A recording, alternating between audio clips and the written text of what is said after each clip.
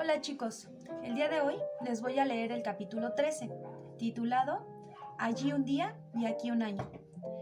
Este capítulo pertenece a la tercera parte del libro y se llama Las flores horarias, así que vamos a empezar.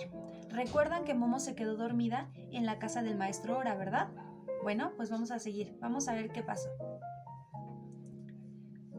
Momo despertó y abrió los ojos. Tardó un poco en darse cuenta de dónde estaba. Le trastornó un poco encontrarse en las gradas de piedra, cubiertas de hierba del viejo anfiteatro. ¿No acababa de estar hacía unos momentos en la casa de ninguna parte con el maestro Ora? ¿Cómo había venido a parar aquí? Estaba oscuro y hacía fresco. Sobre el horizonte oriental empezaba a alborear el día. Momo tiritó y se apretó más su chaquetón demasiado grande. Recordaba con toda claridad todo lo que había vivido.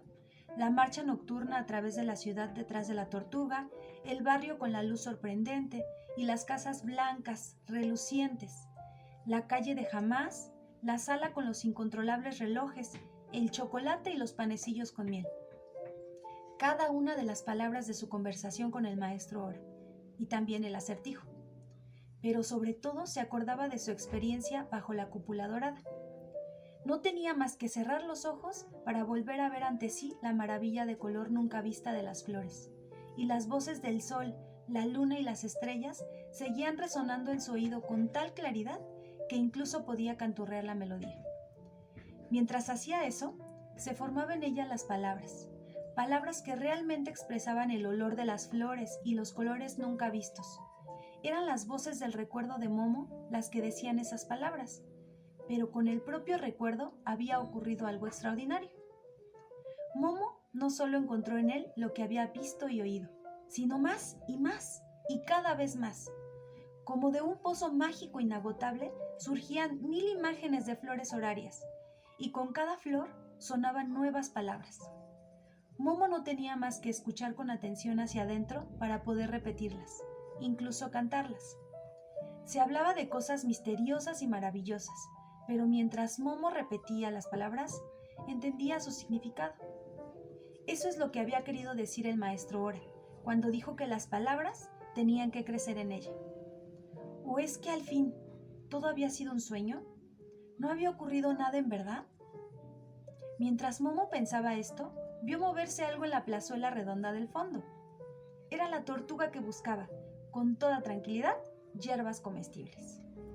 Momo descendió a toda prisa hasta ella y se acurrucó en el suelo a su lado. La tortuga solo levantó la cabeza, miró a la niña con sus ojos negros, antiquísimos, y siguió comiendo tranquilamente. «Buenos días, tortuga», dijo Momo. No apareció ninguna respuesta en el caparazón. «¿Fuiste tú?», preguntó Momo, «quien me llevó esta noche a casa del maestro Ora». No hubo respuesta. Momo suspiró desencantada. «Lástima», murmuró. «Así que solo eres una tortuga normal y no la...». ¡Ay, he olvidado su nombre! Era un nombre bonito, pero largo y raro. No lo había oído nunca. «Casiopea», relució débilmente de pronto en el caparazón de la tortuga. Momo lo descifró, encantada. «Sí», batió las palmas. «Este era el nombre. Así que sí eres tú. Eres la tortuga del maestro Ora, ¿verdad?». «¿Quién si no?». «¿Pero por qué no me contestaste antes?». «Desayuno», se pudo leer en el caparazón. «Perdona», se disculpó Momo, «no te quería interrumpir. Solo quisiera saber cómo es que vuelvo a estar aquí». «Tu deseo», apareció en su caparazón. «Es curioso», murmuró Momo, «no puedo acordarme de eso». «¿Y tú, Casiopea, por qué no te has quedado con el maestro Ora?». «Porque has venido conmigo». «Mi deseo», rezaba el caparazón. «Muchas gracias», dijo Momo, «es muy amable por tu parte». «De nada», fue la respuesta. Con eso, la conversación parecía haber terminado para la tortuga, porque siguió su camino para proseguir con su desayuno interrumpido. Momo se sentó sobre las gradas de piedra y se alegró por esperar a Beppo, Gigi y los niños. Volvió a escuchar la música que no dejaba de sonar en su interior, y aunque estaba sola y nadie la escuchaba, Cantó con voz cada vez más alta y con más ánimo las melodías y palabras directamente hacia el sol naciente. Y le pareció que los pájaros y los grillos y los árboles e incluso las viejas piedras la escuchaban esta vez. No sabía que, durante mucho tiempo, no tendría otros oyentes. No podía saber que esperaba en vano a sus amigos, que había estado fuera mucho tiempo y que mientras tanto el mundo había cambiado. Con Gigi Cicerone, a los hombres grises les había resultado muy fácil. La cosa había empezado cuando, hacía cosa de un año, poco después de que Momo hubiera desaparecido sin dejar rastro, apareció en un periódico un largo artículo sobre Gigi. El último narrador auténtico había dicho el titular. Además se decía dónde y cuándo se le podía encontrar y que era una atracción que no se debía pasar por alto. De resultas de eso, cada vez venía más gente al viejo anfiteatro para ver y oír a Gigi. Gigi, claro está, no tenía nada que oponer. Como siempre, contaba con lo que se le ocurría y después pasaba su gorra, que cada vez quedaba más llena de monedas y billetes. Pronto le contrató una agencia de viajes que le pagaba, además una buena suma por el derecho de poder enseñarle como un monumento. Los turistas llegaban en autocares y Gigi tuvo que atenerse pronto a un horario estricto para que todos los que habían pagado por ello pudieran oírle. Ya entonces comenzó a echar de menos a Momo porque sus cuentos ya no tenían alas. Aunque seguía negándose firmemente a contar 2 veces la misma historia, incluso cuando se le ofrecía, por ello el doble de dinero. A los pocos meses ya no necesitaba actuar en el viejo anfiteatro y pasar la gorra. Le contrató la radio y después la televisión. Ahí contaba ahora sus historias 3 veces por semana ante millones de oyentes y ganaba montones de dinero. Por esa época ya no vivía cerca del viejo anfiteatro, sino en otro barrio, donde vivía toda la gente rica y famosa. Había alquilado una gran casa moderna, situada en medio de un gran parque. Tampoco se llamaba Gigi, sino Girolamo. Claro que hacía tiempo que había dejado de inventar, como antes, historias nuevas. Ya no tenía tiempo. Empezó a hacer parco en el gasto de sus ocurrencias. De una sola de ellas ahora hacía a veces 5 historias diferentes. Y cuando eso ya no bastó para satisfacer a la demanda, siempre creciente, un día hizo algo que nunca debería haber hecho.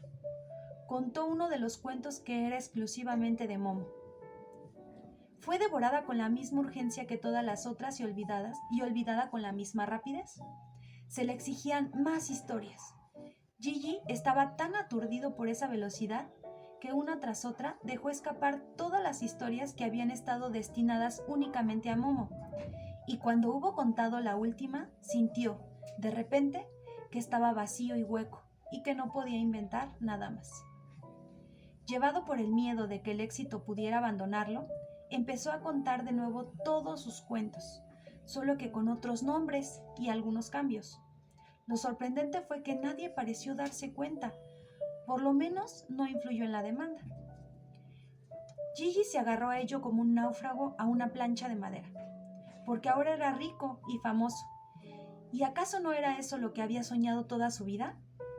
Pero a veces, de noche, bajo su colcha, en su cama hermosa grande, sentía nostalgia de su otra vida, cuando podía estar junto con Momo y el viejo Beppo, y cuando realmente había sabido contar cuentos. Pero no había ningún camino de retorno, porque Momo seguía sin aparecer. Al principio, Gigi había hecho algunos intentos serios de encontrarla, pero más tarde ya ni había tenido tiempo para ello.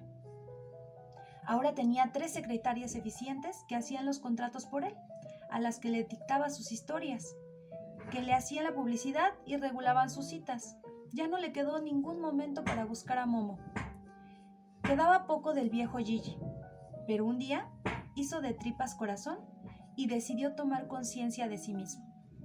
Ahora era alguien, se decía, cuya voz tenía peso y al que escucharían millones. ¿Quién, sino él, podía decirles la verdad a los hombres? Él les hablaría de los hombres grises y de paso les diría que esta no era una historia inventada y que pedía a todos los oyentes que le ayudaran a buscar a Momo. Había tomado esa decisión una de las noches que echaba de menos a sus amigos. Cuando llegó el amanecer, ya estaba sentado ante su gran escritorio para tomar notas sobre su plan. Pero antes de haber escrito la primera palabra, sonó el teléfono. Levantó el auricular, escuchó y quedó rígido de terror. Le hablaba una voz curiosamente átona, se podría decir cenicienta, y al mismo tiempo sintió que le invadía un frío terrible que le congelaba hasta la médula. «Déjalo estar», dijo la voz. «Te lo aconsejamos por tu bien». «¿Quién está ahí?» «Lo sabes muy bien», contestó la voz. «No hace falta que nos presentemos. Si bien es cierto que todavía no has tenido el placer de conocernos, nos perteneces desde hace tiempo. No digas que no lo sabías». «¿Qué quieren de mí?» «Eso que te has propuesto no nos gusta nada. Sé buen chico y déjalo estar, ¿eh?» Gigi reunió todo su valor. «No», dijo, «no lo dejo. Ya no soy el pequeño Gigi Cicerone, el desconocido. Ahora soy un gran hombre. Veremos si pueden conmigo». La voz rió sin alegría, y de pronto comenzaron a castañarle los dientes a Gigi. «Tú no eres nadie», dijo la voz. «Nosotros te hemos hecho. Tú eres un muñeco de goma. Nosotros te hemos hinchado. Pero si nos molestas, te haremos deshinchar. ¿Acaso crees en serio que lo que eres ahora lo debes a tu insignificante talento?» «Sí lo creo», contestó Gigi ronco. «Pobre, pequeño Gigi», dijo la voz. «Eres y seguirás siendo un iluso. Antes eras el príncipe Girolamo, disfrazado de pobre Gigi. ¿Y qué eres ahora? El pobre Gigi, disfrazado de príncipe Girolamo. Aún así, deberías estarnos agradecido, porque al fin y al cabo hemos sido nosotros los que hemos hecho realidad todos tus sueños». «Eso no es verdad», replicó Gigi. «Es mentira». «Por mis tiempos», contestó la voz, volviendo a reír sin alegría. «¿Precisamente tú quieres venirnos a nosotros con la verdad? Antes gastabas tantas palabras sobre lo que es y lo que no es verdad. Te has hecho famoso con nuestra ayuda por tus embustes. No eres ninguna autoridad en cuanto a la verdad. Por eso, déjalo estar». ¿Qué han hecho con Momo?», murmuró Gigi.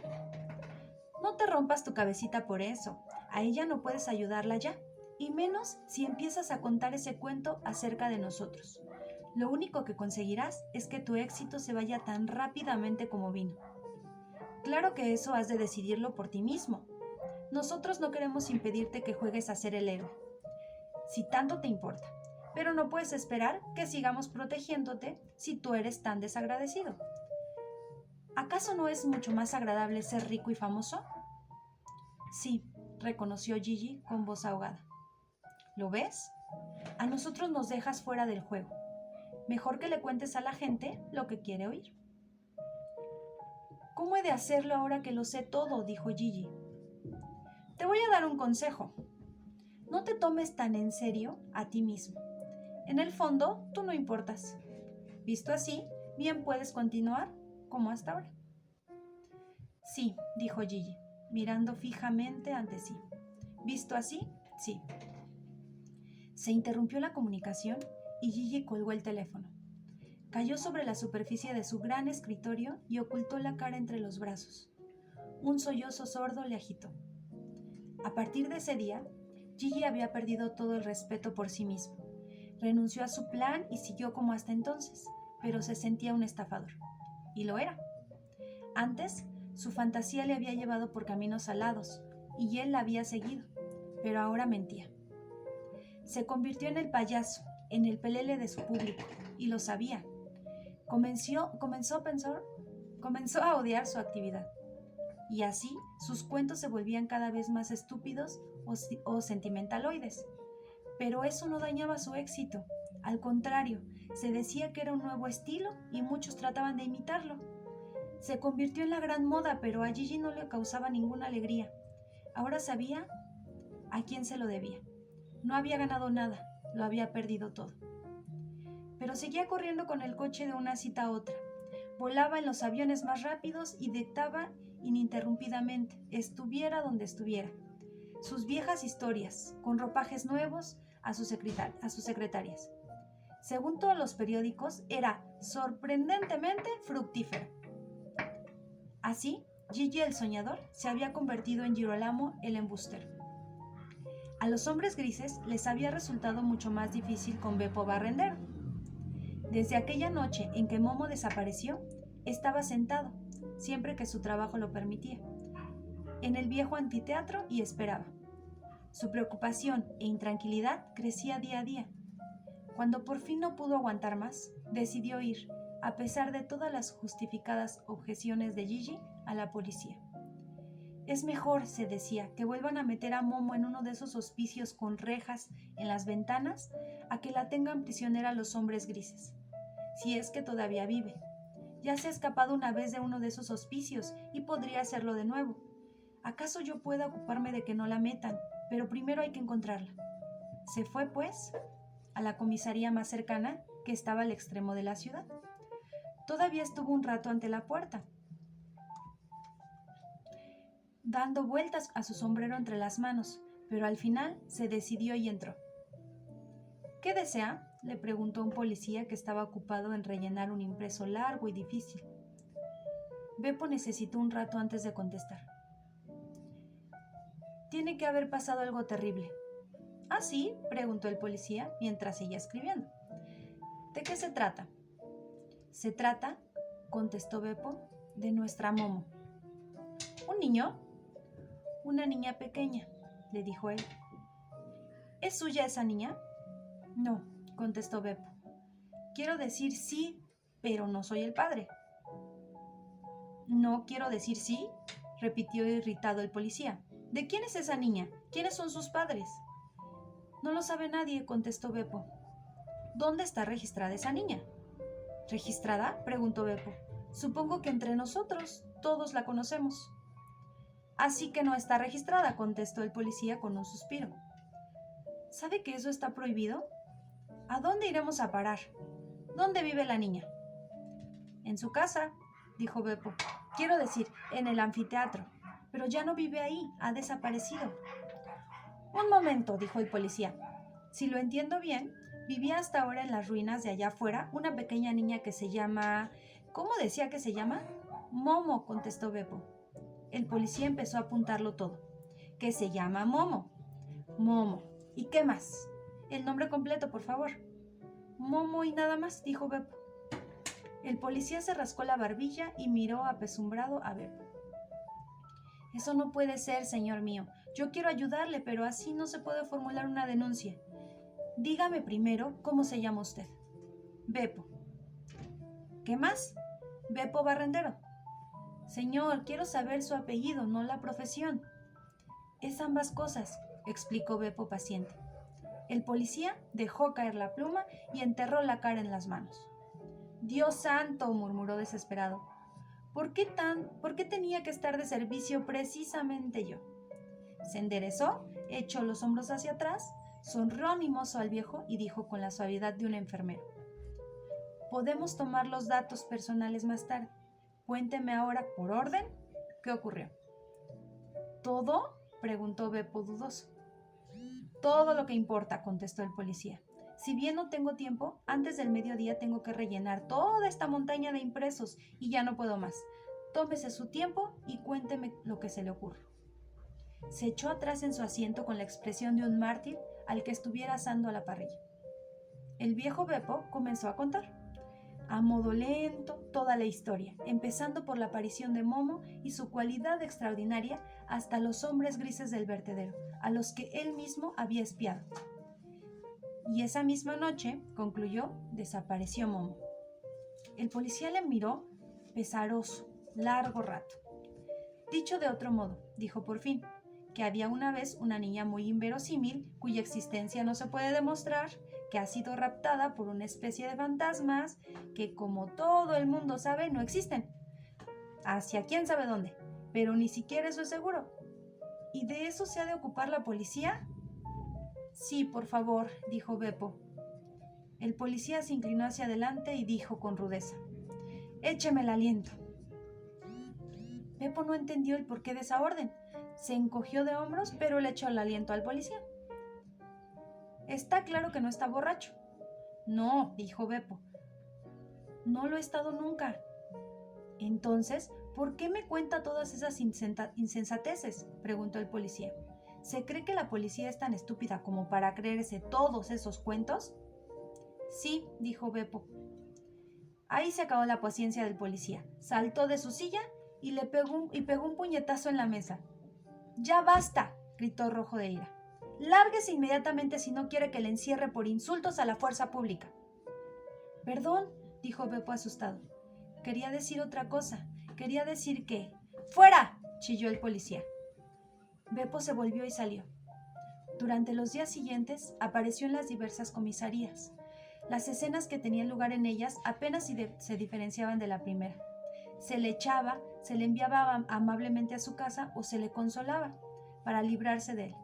Pero una vez, Beppo cayó en manos de un jefe policía que tenía menos sentido del humor que sus compañeros. Sin un gesto, se hizo relatar toda la historia para decir fríamente: «Este viejo está loco. Habrá que comprobar que no sea un loco peligroso. Llévenlo a una celda». En la celda, Beppo tuvo que esperar medio día hasta que 2 policías le metieron en un coche. Lo llevaron a través de toda la ciudad hasta un gran edificio blanco con barrotes en las ventanas. Pero no era una prisión ni nada parecido, según pensaba Beppo al principio, sino un hospital para enfermedades nerviosas. Aquí se le revisó a fondo. El médico y los enfermeros eran amables con él. No se reían de él ni se enfadaban. Incluso parecía interesarles su historia, porque tenía que contarla una y otra vez, aunque nunca lo contradijeran. Beppo nunca tuvo la sensación de que le creyeran. No sabía lo que querían de él, pero tampoco lo dejaban marchar. Cada vez que preguntaba cuándo le dejarían marchar, se le decía: «Pronto, pero todavía lo necesitamos. Debe entenderlo. Las investigaciones no están terminadas todavía, pero avanzamos». Y Beppo, que creía que las investigaciones eran por el paradero de Momo, se cargaba de paciencia.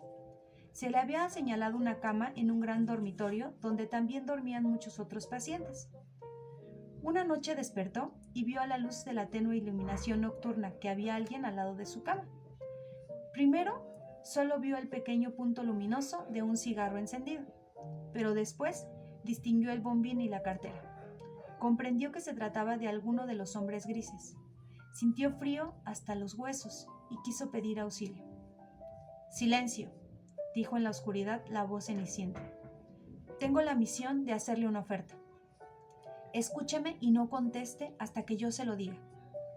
Habrá podido darse cuenta, un poco, de hasta dónde llega nuestro poder. Depende de usted el que tenga que darse más cuenta todavía. Es cierto que no nos podemos dañar lo más mínimo al contar esta historia que va contando, pero no nos gusta. Claro que tiene la razón al pensar que nosotros tenemos presa a Momo, pero no se haga ilusiones de que jamás se la encuentre. Eso no ocurrirá jamás, y con sus esfuerzos no le hace la situación más fácil a ella. Cada uno de sus intentos, mi querido amigo, lo ha de pagar ella. Así que, en el futuro, piense bien lo que hace y dice». El hombre gris sopló algunos anillos de humo y observó con satisfacción el efecto que su discurso hacía en el viejo Beppo. «Para decirlo del modo más resumido posible, porque también mi tiempo es precioso», continuó el hombre gris, «le hago la siguiente oferta. Nosotros le devolvemos a la niña con la condición de que usted no vuelva a decir nunca ni una sola palabra sobre nuestra actividad. Además, le exigimos, a modo de rescate, la suma de 100,000 horas de su tiempo ahorrado. Usted no se preocupe de cómo nos apropiamos del tiempo. Eso es cosa nuestra. Usted limítese a ahorrarlo. Cómo lo consiga es cosa suya. Si está de acuerdo, nosotros nos encargamos de que dentro de unos días lo suelten de aquí. Si no, usted se quedará para siempre aquí y Momo se quedará para siempre con nosotros. Solo le haremos una vez esta generosa oferta. ¿Qué dice?» Beppo tragó saliva 2 veces y dijo entonces: «De acuerdo».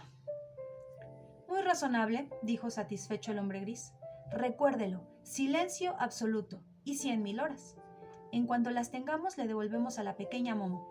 Usted lo pase bien, mi querido amigo. Con eso, el hombre gris abandonó la sala. La nube de humo que dejó tras de sí parecía brillar en la oscuridad como un tenue fuego fatuo.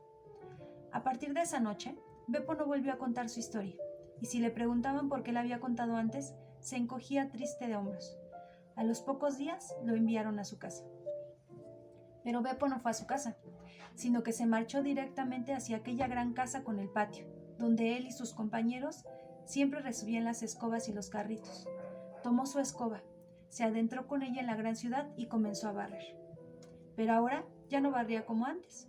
A cada paso una inspiración y a cada inspiración una barrida, sino que ahora lo hacía deprisa y sin amor por su trabajo, sino solo por ahorrar el tiempo. Sentía con dolorosa claridad que solo con ello renunciaba y traicionaba su más profunda convicción, más aún toda su vida anterior, y eso le enfermaba y le llenaba de odio por lo que hacía. Si hubiera sido por él, habría preferido morirse de hambre antes de que ser tan infiel a sí mismo. Pero se trataba de Momo, a la que tenía que rescatar, y ese era el único modo de ahorrar el tiempo que conocía. Barría de día y de noche, sin ir a ningún día a su casa. Cuando le sobrevenía el agotamiento, se sentaba en el banco de algún parque o sobre el bordillo de la acera y dormía un poco. Al poco volvía a levantarse y seguía barriendo. Lo mismo hacía cuando alguna vez tenía que detenerse a comer alguna cosa. No volvió a su cabaña cerca del viejo anfiteatro. Barrió durante semanas y meses. Llegó el otoño y llegó el invierno, y Beppo barría. Llegó la primavera y volvió el verano. Beppo apenas se daba cuenta, barría y barría para ahorrar las 100,000 horas del rescate. La gente de la gran ciudad apenas tenía tiempo para prestar atención al pequeño viejo, y los pocos que lo hacían se llevaban el dedo a la sien tras sus espaldas, cuando pasaba a su lado a toda prisa, blandiendo la escoba como si le fuera en ello la vida. Pero que se le tomara por loco no era ninguna novedad para Beppo, por lo que apenas le prestaba atención. Solo cuando alguien alguna vez le preguntaba por qué tenía tanta prisa, interrumpía su trabajo por un momento. Miraba al preguntón con miedo y, lleno de tristeza, se llevaba un dedo a los labios. La tarea más difícil para los hombres grises fue guiar según sus planes a los niños amigos de Momo. Después de que Momo hubo desaparecido, los niños se reunían, siempre que les era posible, en el viejo anfiteatro. Habían inventado cada vez más juegos nuevos y un par de cajas viejas les bastaban para emprender largos viajes de exploración o construir castillos y fortalezas. Habían seguido trazando sus planes y contándose sus cuentos. En resumen, habían hecho como si Momo estuviera todavía con ellos. Y sorprendentemente, había resultado que parecía que en verdad estuviera con ellos. Los niños, además, no habían dudado ni por un momento de que Momo volvería. Si bien nunca se había hablado de ello, tampoco era necesario. La callada certidumbre unía a los niños entre sí. Momo les pertenecía y era su centro secreto, estuviera ahí o no. Contra esos no había podido los hombres grises. Si no podían hacerse con los niños directamente para apartarlos de Momo, tendría que hacerlo a través de un rodeo. Y ese rodeo eran los adultos, que mandaban sobre los niños. No todos los adultos, claro está, sino aquellos que servían como auxiliares de los hombres grises, que por desgracia no eran pocos. Además, los hombres grises usaron contra los niños sus propias armas. Porque de repente, algunos se acordaron de las manifestaciones, de las pancartas y de los letreros de los niños. Tenemos que emprender alguna cosa, se decía, porque no puede ser que haya cada vez más niños que estén solos, sin que nadie se ocupe de ellos. No se les puede hacer ningún reproche a los padres porque la vida moderna no les da tiempo para cuidar suficientemente bien a sus hijos, pero el ayuntamiento debía ocuparse de ellos. No puede ser, decían otros, que se ponga en peligro la fluidez del tráfico por culpa de los niños vagabundos. El aumento de accidentes causados por los niños en las calles cuesta cada vez más dinero que se podría emplear mejor en otros usos. Los niños sin vigilancia, explicaban otros, se estropean moralmente y se convierten en delincuentes. El ayuntamiento ha de cuidar de que se registre a todos los niños. Hay que construir instalaciones donde se les eduque para que sean miembros útiles y eficientes en la sociedad. Otros decían, los niños son el material humano del futuro. El futuro será una época de máquinas a reacción y cerebros electrónicos. Se necesitará un ejército de especialistas y técnicos para manejar todas esas máquinas. Pero en lugar de preparar a nuestros hijos para ese mundo de mañana, permitimos todavía que muchos de ellos pierdan gran parte de su precioso tiempo en juegos inútiles. Es una vergüenza para nuestra civilización y un crimen ante la humanidad futura. Todo eso les resultaba enormemente convincente a los ahorradores de tiempo. Y como ya había muchos ahorradores de tiempo en la gran ciudad, pronto consiguieron convencer al ayuntamiento de la necesidad de hacer algo por todos esos niños descuidados. Como consecuencia, en todos los barrios se construyeron los llamados depósitos de niños. Se trataba de grandes edificios en los que había que entregar y recoger, si era posible, a todos los niños de los que nadie se podía ocupar. Se prohibió severamente que los niños jugaran por las calles, en los parques o en cualquier otro lugar. Si se encontraba algún niño en esos lugares, siempre había alguien que se los llevaba al depósito de niños más cercano, y a los padres se les castigaba con una buena multa. Tampoco los amigos de Momo escaparon de esa nueva normativa. Fueron separados, según el barrio del que provenían, y los metieron en depósitos de niños diversos. Se acabó lo de inventarse ellos mismos sus juegos. Los vigilantes prescribían los juegos, que solo eran de aquellos con los que también aprendían una cosa útil. Mientras tanto, olvidaron otra cosa, claro está, la capacidad de alegrarse, de entusiasmarse y de soñar.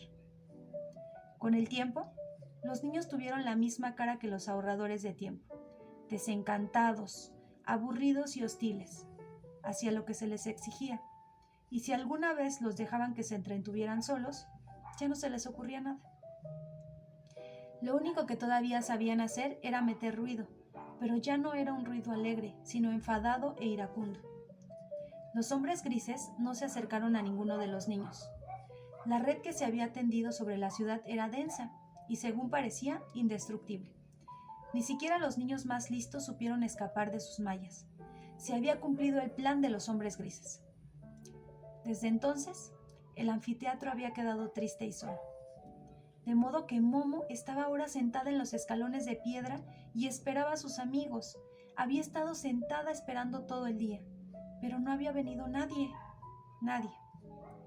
El sol se encaminaba hacia el horizonte occidental, crecían las sombras y empezaba a refrescar. Por fin, Momo se levantó.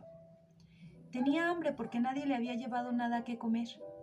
Eso no había ocurrido nunca. Incluso Beppo y Gigi parecían haberla olvidado hoy. Pero seguro, pensaba Momo, que eso debía ser un descuido tonto, que mañana se aclararía. Bajó hacia la tortuga, que ya se había retirado a dormir dentro de su caparazón.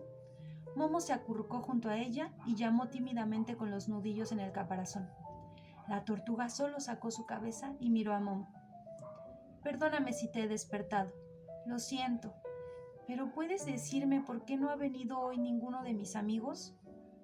Sobre el caparazón aparecieron las palabras: «No hay nadie». Momo las leyó, pero no entendió lo que significaba. «Bueno», dijo confiada, «mañana se aclarará. Seguro que mañana vienen mis amigos». «Nunca más», fue la respuesta. Momo miró con fijeza durante un rato las letras del brillo apagado. «¿Qué quieres decir?», preguntó temerosa por fin. «¿Qué pasa con mis amigos? Se han ido». La tortuga asintió con la cabeza. «No», dijo en voz baja, «no puede ser. Seguro que te equivocas, Casiopea. Ayer todavía estuvieron todos para la gran asamblea que fracasó». «Has dormido», fue la respuesta de Casiopea. Momo se acordó de que el maestro ahora le había dicho que tendría que dormir toda una vuelta solar, como una semilla en la tierra. No había pensado cuánto tiempo podría ser eso, pero estuvo de acuerdo. Ahora empezaba a intuirlo. «¿Cuánto?», preguntó con un suspiro. «Un año», contestó Casiopea. Momo necesitó un rato para entenderlo. «Pero Beppo y Gigi», tartamudeó al fin, «estos dos seguro que me esperan». «No hay nadie», ponía en el caparazón. «¿Cómo puede ser?», los labios de Momo temblaban. «No puede haber desaparecido todo lo que había». Lentamente apareció en la espalda de Casiopea. Se fue. «Pero yo», murmuró atónita, «estoy yo». Había llorado, pero no podía. Al cabo de un rato se dio cuenta de que la tortuga le tocaba el pie descalzo. «Yo estoy contigo», ponía en el caparazón. Sí, dijo Momo y sonrió valerosa. Tú estás conmigo, Casiopea, y me alegro de ello. Ven, vamos a dormir. Levantó a la tortuga y la llevó a través del agujero de la pared a su habitación. A la luz del sol poniente, Momo vio que todo estaba como lo había dejado. Beppo había vuelto a ordenarlo todo, pero por todos lados había una gruesa capa de polvo y telarañas. Sobre la mesita, apoyada en una lata, había una carta. También estaba cubierta de telarañas. Para Momo, ponía encima. El corazón de Momo empezó a latir más deprisa. Nunca había recibido una carta. La tomó en la mano y la miró por todos lados. Después la abrió y sacó del sobre una hoja. Leyó: Querida Momo, me he mudado. Si vuelves, vete enseguida a mi casa. Me preocupo mucho por ti. Te echo mucho de menos. Espero que no te haya ocurrido nada. Si tienes hambre, ve por favor a casa de Nino. Él me enviará la cuenta. Yo lo pago todo. Come pues todo lo que quieras. Todo lo demás te lo dirá Nino. Quiéreme, yo también te quiero. Siempre tuyo, Gigi. Momo tardó mucho en deletrear toda la carta, aunque Gigi se había esforzado mucho en escribir con letra bonita y clara. Cuando acabó, se apagaba el último resto de Dios duerma. Pero Momo estaba consolada. Levantó a la tortuga y la puso encima de su cama. Mientras se envolvió en la manta polvorienta, dijo en voz baja: ¿Ves, Casiopea, que no estoy sola? Pero la tortuga parecía dormir ya, y Momo, que al leer la carta había visto a Gigi ante sí, no cayó en la cuenta de que hacía casi un año que esta carta la esperaba. Puso su mejilla sobre el papel. Ya no tenía frío. Y ahí termina, chicos, el capítulo 13. Sé que está un poco largo, pero está muy interesante. Así que espero que les haya gustado esta nueva manera de compartir y que sigan teniendo curiosidad por saber qué es lo que pasa con Momo, con los hombres grises y con todos sus amigos. Bueno, nos vemos después. Bye.